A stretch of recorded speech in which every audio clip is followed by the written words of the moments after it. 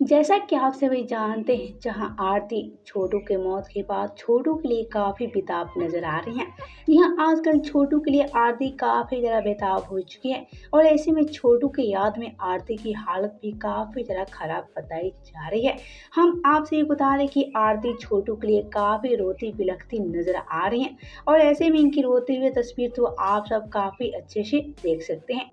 लेकिन एक तरफ तो आप सभी जानते हैं कि आरती की मुसीबत की घड़ी में खेसारी भी आरती के सपोर्ट में आए थे।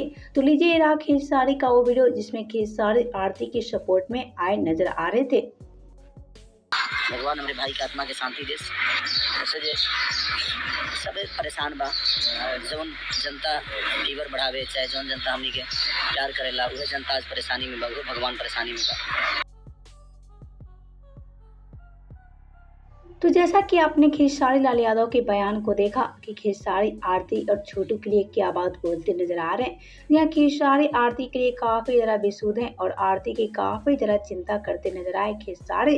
लेकिन आज खेसारी के बाद भोजपुरी पावर स्टार यानी कि पवन सिंह भी आ चुके हैं आरती के सपोर्ट में और आरती के लिए काफी इमोशनल होते नजर आए पवन सिंह। तो आइए आपसे को हम दिखा देते हैं पवन सिंह का वो वीडियो जिसमें पवन सिंह आरती के लिए काफी ज्यादा इमोशनल होते नजर आ रहे हैं।